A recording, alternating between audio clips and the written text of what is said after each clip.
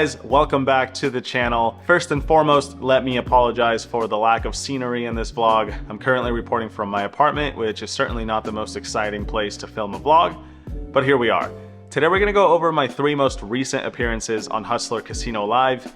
Each and every one of these days has been a high stakes game, so the results have been huge. There's been a lot of money going back and forth. Instead of making a vlog for each one of those days, I decided to take all the interesting hands from those 3 days and put them in one giant vlog for you guys, which is what you're watching. Stay tuned afterwards for some of my thoughts regarding recent developments, let's say. That's enough blabbering, let's get straight into some poker.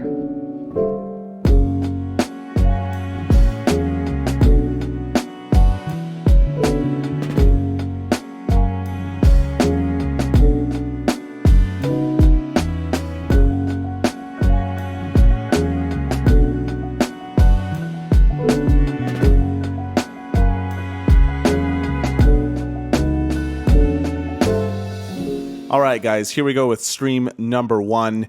We're going to go a little bit quickly through these hands because there are quite a few today. So in this first one, Jungle Man opens the action, Andy calls in the small blind, and I re-raise from the big blind with Queen 10 of clubs.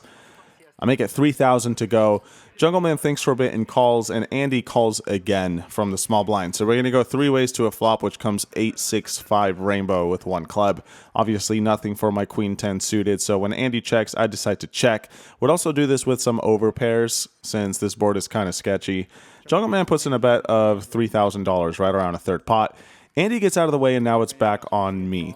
Now, if I were to check over pairs, I think occasionally check raising those over pairs makes some sense, especially against small sizing like Jungle Man is using here. And in order to balance that out with some BS holdings, such as Queen High, that's exactly what we got to do, is play the occasional like 2 overs and backdoor flush draw as if it were a pocket pair. I'll be the first to say this is not something that should happen super often, definitely a rare play, but this time I do decide to go for it.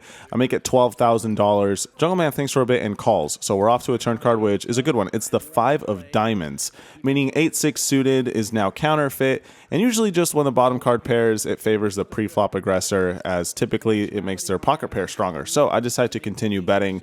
This time I bet 1/4 the size of the pot, $10,000. Jungle Man thinks for a bit and calls once more. We're off to a river, which is an interesting one. It's the ace of diamonds, bringing in the backdoor flush. I could occasionally have some backdoor flushes in this instance. Could also have a hand like ace 7 suited, perhaps even ace 9 suited once in a blue moon.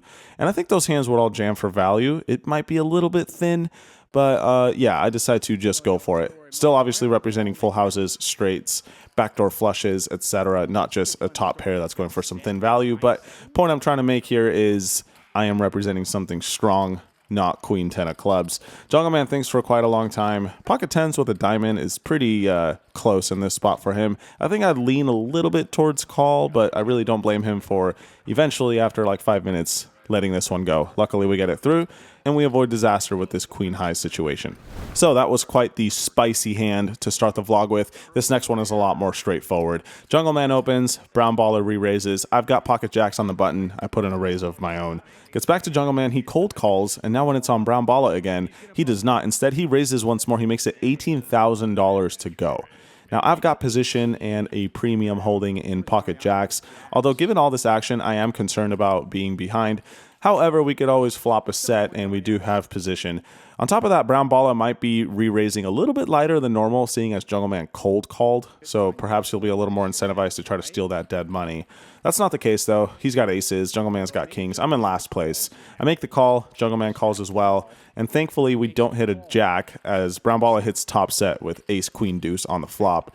Flop checks around, turn card's a brick. Jungle Man checks again. This time brown baller bets. I, of course, release right away, as I now have one of the worst hands I would ever have in this situation, and we don't win this one. But just so you guys have some closure, Jungle Man makes the call. River card's a brick, and Jungle Man checks again. Brown baller shoves all in, and Jungle Man folds. So not a ton of action, but still running a little bit bad in this instance.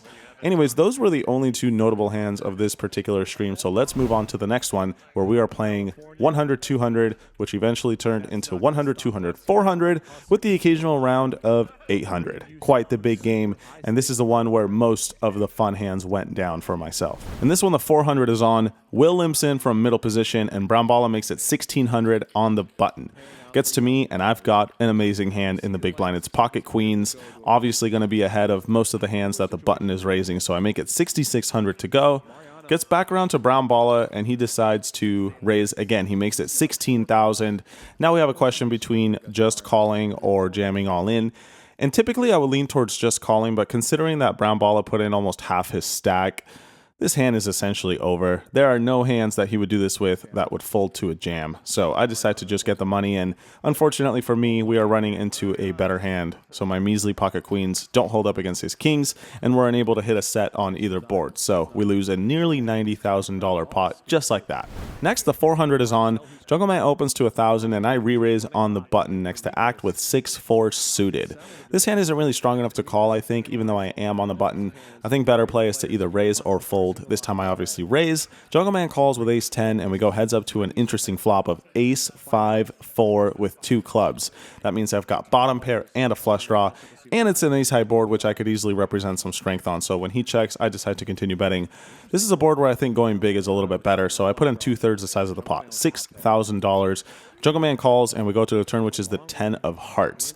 After he calls a re-raise pre-flop and a big bet on the flop, I think it's obvious he's got at least an ace. So I decide to check it back when he checks the turn, and thank goodness I did, because he had ace 10 for aces up.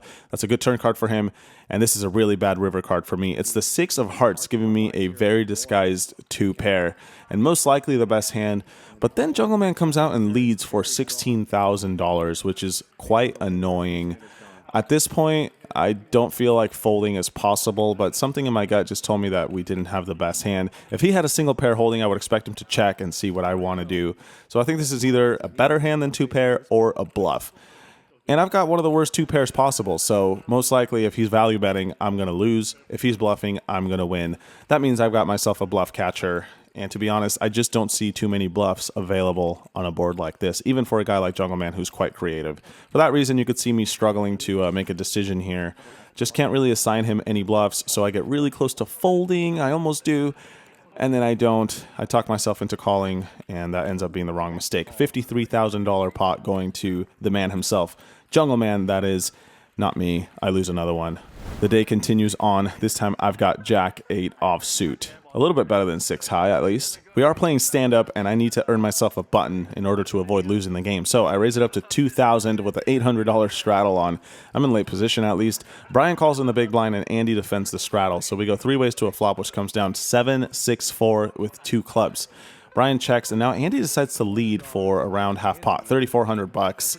And I think having an 8 in my hand, which has removal to 8-5 suited, that would be the nuts. And the fact that Andy is leading into the pre-flop raiser, I just don't see him being strong very often. So I think if I did have some strong hands like combo draws or flop straights, maybe even overpairs, I might consider a raise here. Doing it with Jack high for some deception seems like a good idea. Not sure if it is, but here we go. I raise it up to $12,400. Now Brian's in a tough spot with his open ender. He decides to eventually fold. Andy does not fold. He's got himself a straight draw and a flush draw, so he's in there. And we go to an amazing turn card. It's the 5 of diamonds. Of course, as you guys can see on the screen, that gives Andy a straight and me a bigger straight. But I have no way of knowing this in the moment, so when Andy checks, I think this is mostly going to be a bad card for me, primarily because I was either representing a flopped set, overpair, or a straight on the flop, and now that a 5 comes out, it makes it a lot less likely that I've got 8-5. So I decide to think it over for a bit and check it back. The benefit to this is that if he misses a flush, he might also stab the river, because the board is now pretty scary for me.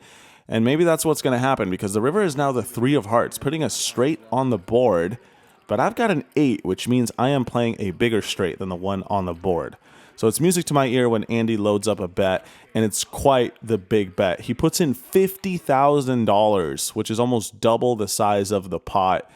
Of course, raising makes no sense here, so I decide to just call. Hopefully he doesn't have 8-9. That would be quite the disaster. Turns out he does not. He's playing the board, and we take down this $130,000 pot after getting a little bit tricky on the turn. Finally, a big one is going our way. In the next one, Andy opens up the action to 1,400 from the cutoff. Brown balla calls on the button, and then I'm in the small blind with ace-jack unsuited. I think raising is probably best here. The small blind is just such a dead spot at the table, but I decide to call. There is a big blind ante, and I'm not too worried about the players in the blinds squeezing me out. So I just call, which is not something I do every day. Everyone else folds, and we go three ways to a flop of King 10-9 rainbow. I check, and now Andy bets 2,500. Brown Baller folds his pocket threes, and when it's back on me, I think this is a good hand to check raise because we've got a jack, making it less likely that my opponent has queen jack. That would be the nuts. And I could certainly have queen jack as played. I think that's the most important part. I would certainly play many variations of queen jack in the small blind this way. On top of that, having an ace is kind of cool. We block aces and ace king, which might be some of the hands Andy has for value. So I decide to spring into action here and make it $10,000. It might seem a little weird, but the thing is, if I'm going to be raising hands like two pair and straights, I got to find hands to balance that out with. And maybe ace jack is not the best hand, but maybe it is. I don't know. I haven't fact-checked this play. I make it $10,000 to go. Andy's actually got himself something. King queen on king 10-9. That's a pretty good hand. So he makes the call, and we go to a turn card, which is a brick. It's a three of clubs. Well, it's actually kind of a funny brick. That means Brown Baller would have turned a set, but of course he folded the flop. I decided to continue betting, thinking to myself, how big would I bet if I actually flopped something really strong? And the answer is around 150% the size of the pot. So that's what I do, 38,000 into the middle. Andy doesn't think too long before letting go of his top pair, and we get this one through. So finally, we are getting some momentum going our way. Let's see if we can keep that going with ace king of spades. The 400 is on, so I open it up to 1,000. Two callers in the field before Brown Baller makes it 7,500 from the big blind. I've actually got something amazing this time, so I decide to raise once more. I make it 19,000 to go. Brown Baller thinks for a bit and makes the call. So we go to a flop, which is kind of neutral. It's 9-9-2 with one spade, so should be better for me than for him. He checks, and I decide to bet small, just like I would if I had aces, for example. I put in $10,000, and now Brown Baller decides to check raise all in, essentially saying to himself, if you got it, you got it. I've got an overpair. I'm not going anywhere. Unfortunately for me, I can't do much with ace high, so a little bit annoying to not get to see a turn card. I guess that's kind of the point of his all in, is if I've got ace king or ace queen suited, he doesn't let me see a free card. But yeah, I gotta let this one go, and we lose quite a few dollars in this flip, essentially, ace king versus tens, not going my way. And with that, we move to one of the more popular hands from this month, it seems. I've seen this hand circulating on Reddit, Twitter, Instagram, etc. Frankly, I don't really understand what the hype is, but here we go. The $800 straddle is on, and Jungle Man raises the action to 2,600. I am next to act with finally the number one hand in Hold'em. Always nice to look down at pocket aces when you're having a rough day like I am today. So, of course, I'm going to spring into action. I raise it up to 8,600, folds back around to Jungle Man, and he makes the call. So we go heads up to a flop of Queen Jack 4 with two hearts. I've got an overpair, as is often going to be the case with aces, and the backdoor nut flush draw, as I've got the ace of hearts. He checks, and I decide to bet $13,000. Jungle Man thinks for a bit and makes the call. Turn card is the deuce of spades. He checks again, and now it's time for us to decide, do we want to continue betting or should I check it back? And I think checking back would be an absolute disaster, personally. I would have quite a few bluffs in this situation, so value betting aces seems like a no-brainer. I put in $40,000, closer to the size of the pot. Jungle Man thinks for a while, and it's kind of a close spot with king, queen of hearts, but of course, having top pair and the nut flush draw, you can't go anywhere just yet. I don't even know why I just said it's a close spot for him. It's actually not at all. It's a very simple call, I think. So that's what he does. We go to a river, which is the 8 of hearts, completing the possible front door flush, but I've got the ace of hearts, so I'm not super concerned with that. Jungle Man checks, and now it's on me again. He's only got around 2/3 the size of the pot remaining, and I think going all in is a pretty straightforward play. It's a little bit thin. We might sometimes be up against a flush, but being that he called all the way down out of position, the only possibilities for flushes, I think, are either king, queen of hearts, or maybe queen, 10 of hearts. That's about it. Aside from that, we should have the best hand. We're still beating hands like ace, queen, king, queen, the occasional pocket kings that slow plays pre-flop, maybe even a non-believing ace, jack, for example, queen 10 suited, queen 9 suited, all these sorts of holdings that are going to be in a really tough spot versus an all-in. And I do think with a hand like king, queen, for example, Jungle Man should call down. So I announce all in, and we get snap called.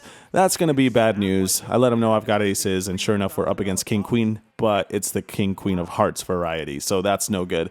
I was hoping he would have like king queen of any other suit, obviously, but the hearts, yeah, that one hurts. We lose nearly a $300,000 pot here.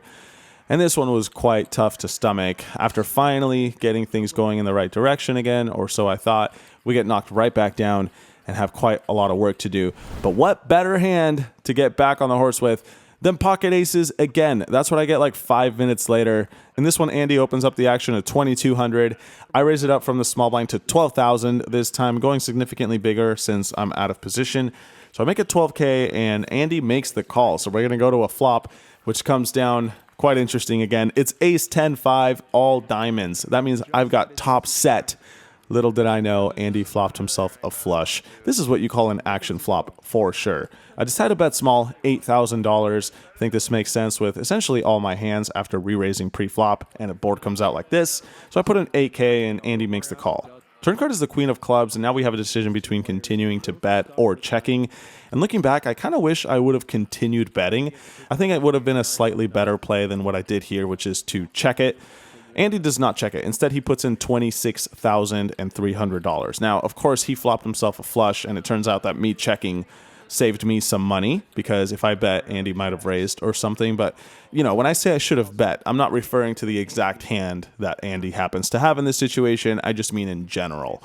With that aside, I of course am going nowhere. I have top set, could easily have the best hand, and if not, the board could pair, which gives me a full house. That's a pretty strong hand. So I put in the 26,000 and change. We go to a river, which is bad to worse. It's the 7 of diamonds, and that kind of scares both of us because once I check it, Andy thinks for a bit and checks it back. He does have the second nuts, so checking back might seem a little bit timid, but I don't really blame him. You know, it might seem a little bit scary to bet since I could easily have a hand like ace king with a diamond or pocket kings with a diamond, who knows. Anyway, all I'm trying to say is aces get cracked once more. This time it's not quite so bad. The pot's less than $100,000, but definitely still hurts, and we are having quite the rough night at this point. However, we are able to get a little bit of that money back shortly after.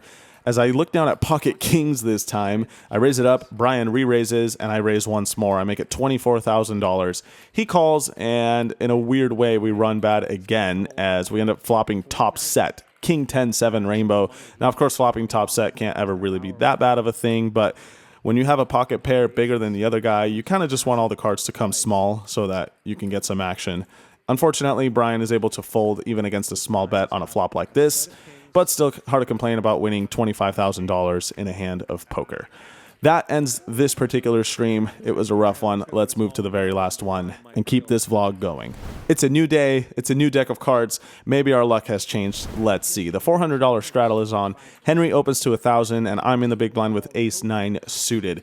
Good enough to re-raise against the button open, so I make it 4,000. Gets back to Henry, and he makes the call. So we go to a flop of ace 5-4 with 2 hearts, no club out there. I do have top pair, so I decide to continue betting. I put in 2,600. Henry makes the call, and we get a bad turn card. It's the 7 of hearts, bringing in a lot of potential flushes, 2 pair, maybe even straights. So I decide to check it and see what Henry does. He decides to check it back, and we see a blank on the river. It's the queen of clubs. Not really sure if betting makes any sense, so I check it again, and this time Henry bets right around a third the size of the pot, $5,600. And this is a disgusting spot. We're getting an amazing price, but I think it's very tough for him to be bluffing after he plays his hand this way. So yeah, I don't know. It's really close. I don't think he's betting a worse hand for value. So despite having flop top pair, I decide to make what I consider a disciplined fold. It's a tough one, but luckily it ends up being correct as we were up against ace jack. In the next one, G opens the action to $600 on the button. Nick airball re-raises from the small blind. He makes it 3,000, and I am in the straddle with pocket 9s. Now, being that G opened on the button and Nick airball is re-raising that open, I think both of them could be quite wide here, meaning pocket 9s is still strong enough to get in there with, so I decide to raise it myself. I have position in Nick airball, who might have the stronger of the 2 hands, but again, pocket 9's quite a strong hand. So I make it 8,000 to go. G folds his jack 3 suited. Nick airball does not. He's got pocket 10s, as you guys can see, and I am in some trouble. Flop comes down pretty good, though. It's 7-7 for rainbow. See no reason not to continue betting, so I put in a small bet of 5,500, right around a third the size of the pot. Nick makes the call, and we go to a good turn card. It's the 5 of clubs. Nick checks again, and with pocket 9s, I think it might be a little too thin to continue betting and hope to get called by worse, so I decide to check it back. It's a good hand to have on the river against someone who likes to bluff, more often than they perhaps should. But anyway, the river is the queen of diamonds. Nick checks it, and I decide to check it back once more. Sadly, we are up against pocket tens. Well, that's what you call being pipped, and we lose this medium-sized pot. Rough start to the day so far. But perhaps we have the remedy here. Pocket queens. In this one, the action gets to me in the big blind, and I decide to raise it up. Wesley decides to re-raise on his own. 2,400 to go. When it's back on me, with a hand like pocket queens, I think putting in another raise is going to be the better play, probably like 95% of the time.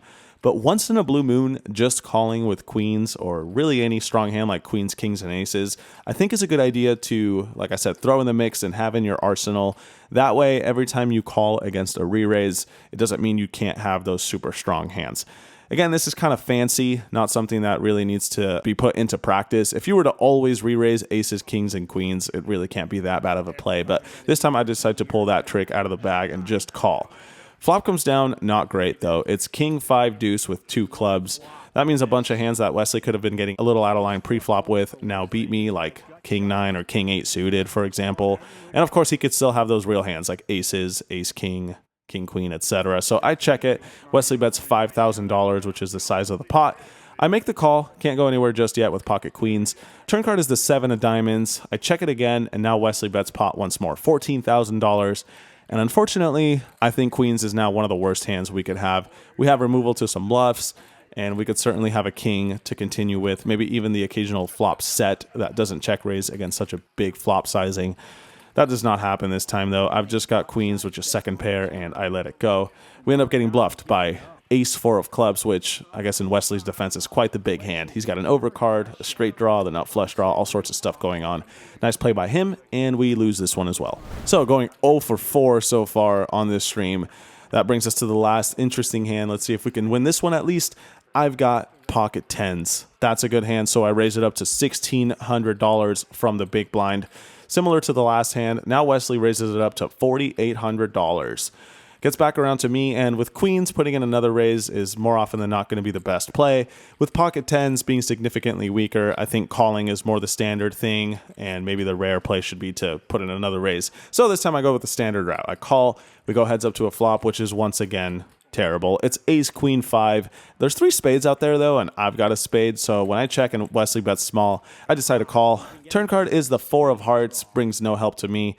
I check it again, and now Wesley bets once more, which, if I'm being honest, I don't really like. With a hand like his, no spade, I think checking back is probably better, but I can't do much with pocket tens and all those big cards out there, so I let it go.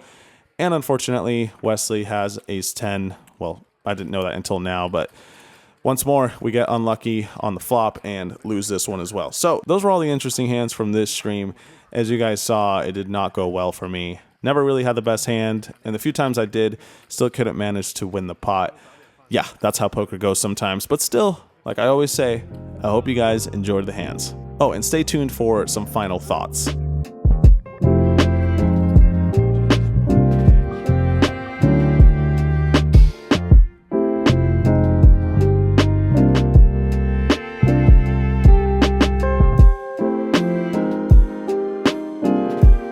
Right, so as you guys saw, things went pretty terribly for me, and I think it's safe to say I am no longer on a sun run. Of course, that was to be expected. You can't just run hot forever, and I've been running pretty damn hot for like 6 months to a year now, so I guess you could say this was always coming in terms of card distribution and math. Sometimes it happens abruptly, sometimes it happens slowly. In my case, it was over the last 1 or 2 weeks. I've been on a pretty bad downswing. In fact, these 3 sessions combined have accounted for negative $330 to my net worth. On top of that, you guys didn't see this, but one of my private games recently, I think it was 2 Sundays ago, I lost an additional $100,000 getting coolered 3 or 4 times on this day, and that pretty much was all she wrote. I got kings versus aces twice, set over set once, and can't even remember the other hand, but yeah, more of the same. Certainly not playing my best, I'll be the first to admit that, but it's just tough when the cards aren't exactly falling your way. Now, with that mentioned and the downswing out of the way, at least covered in today's video, it's definitely not out of the way yet, I wanted to talk a little bit about something I've noticed on recent Hustler Casino live videos. and really just any poker video I've seen on YouTube lately, there seems to be an overwhelming amount of negativity for all the players involved. And it's kind of a shame to see that, whether it's myself or Henry or Andy, Nick, Airball, Wesley, any of the guys who play on the show regularly, or even the newcomers from time to time who are making their first appearance or just don't play too often. Comments in the chat and in the videos afterwards are almost all negative. Don't get me wrong, I know there's a time and space for shit talking and the memes, the LOLs, I'm all about that. Definitely on board with that stuff, but it seems like when it's all it is, it eventually just becomes a very toxic space, and I don't know, I'm not really the biggest fan of that. So I just wanted to share my thoughts with you guys about that and hope that perhaps if you're one of those people, then don't be one of those people. Pretty simple message. That's all I got to say today. I'm on a huge downswing. Nothing's gonna change. I'm gonna continue to try to play a little better, maybe run a little better. The show goes on. It's just part of poker. As always, thank you guys for watching. If you gave this video a thumbs up or a comment or interacted with it in any way, Joey and I really appreciate it. We're working hard to get these videos out on a regular basis. Until next time, y'all, peace.